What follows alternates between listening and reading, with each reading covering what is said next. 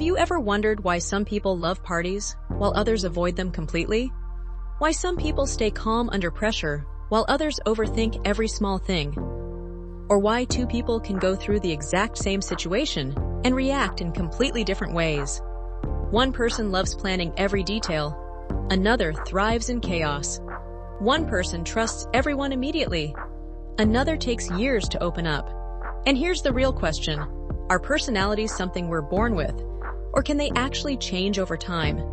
In this video, we're diving deep into one of the most respected personality theories in psychology, the Big Five personality traits. We'll break down the 5 traits, explain how this theory was created, how it affects work, relationships, friendships, success, stress, and even attraction, and how understanding your personality can completely change the way you see yourself and others. The Big Five theory became popular after psychologists noticed something interesting. Across different cultures and languages, people consistently used similar words to describe personality. Researchers eventually grouped these traits into 5 major dimensions that almost everyone falls somewhere within. These 5 traits are openness, conscientiousness, extraversion, agreeableness, and neuroticism. Together, they create what psychologists call the ocean model. Let's start with openness. People high in openness tend to be curious, imaginative, creative, and emotionally aware. They enjoy new experiences, deep conversations, travel, art, ideas, and change. Someone low in openness usually prefers routine, familiarity, and practical thinking. For example, a highly open person may quit their stable job to travel the world and start a creative business. Someone lower in openness may prefer a stable career, predictable schedule, and long-term structure. Neither is better. They simply value different things. At work, highly open people often excel in creative fields like design, writing, entrepreneurship, and innovation. But they may struggle with repetitive routines. In relationships, they often crave emotional depth and novelty. But sometimes they can become restless or emotionally complicated. Next is conscientiousness. This trait measures discipline, organization, responsibility, and self-control. Highly conscientious people are planners. They make schedules, meet deadlines, and think ahead. Low conscientiousness often looks more spontaneous, impulsive, or disorganized. Example: one student studies weeks before an exam. Another waits until the night before and hopes for the best. At work, conscientious people are usually reliable and successful because they follow through consistently.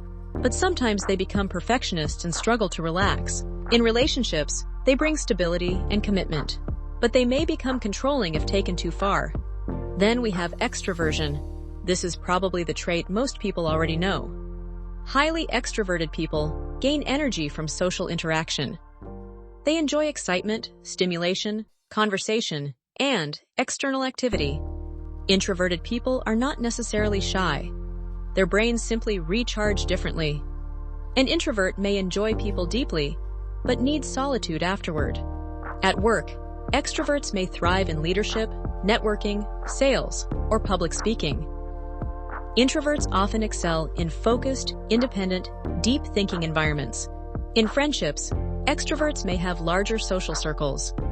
Introverts often prefer fewer but deeper connections. Next is agreeableness. This trait measures kindness, empathy, cooperation, and emotional warmth. Highly agreeable people tend to avoid conflict and prioritize harmony. Low agreeableness can appear more blunt, skeptical, competitive, or emotionally detached. Example: a highly agreeable person may apologize just to keep peace. A less agreeable person may prioritize honesty over harmony. At work, agreeable people are often great team players, but they may struggle with boundaries or speaking up. In relationships, they tend to be caring and emotionally supportive, but sometimes they tolerate unhealthy behavior for too long. Finally, neuroticism. This trait measures emotional sensitivity and emotional instability.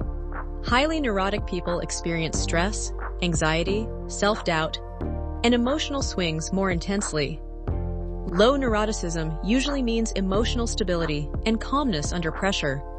For example, One person receives criticism and moves on quickly. Another replays it in their head for weeks.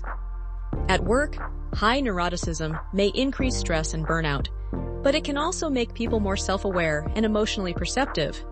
In relationships, emotionally sensitive people often love deeply, but may overthink constantly. Now here's the question most people ask. Can your personality actually change? The answer is yes, but slowly. Research shows personality becomes more stable with age, but life experiences, trauma, therapy, relationships, and habits can gradually shift traits over time. Someone extremely anxious can become emotionally stable through healing and self-awareness. An introvert can become socially confident through experience. Your personality is not a prison, it's a pattern. And once you understand the pattern, you gain power over it. So how do psychologists measure personality? Usually through personality assessments and questionnaires like the Big Five inventory. These tests analyze patterns in your behavior, emotions, and preferences. But no test can fully define a human being. Personality theories help explain tendencies, not your entire identity. And that's important, because people are more than labels. The real value of personality psychology is not putting people into boxes. It's understanding why people think differently, react differently, love differently, and struggle differently. When you understand personality, you stop expecting everyone to think exactly like you. And that changes relationships completely. Sometimes self-awareness is the difference between repeating patterns and finally growing beyond them.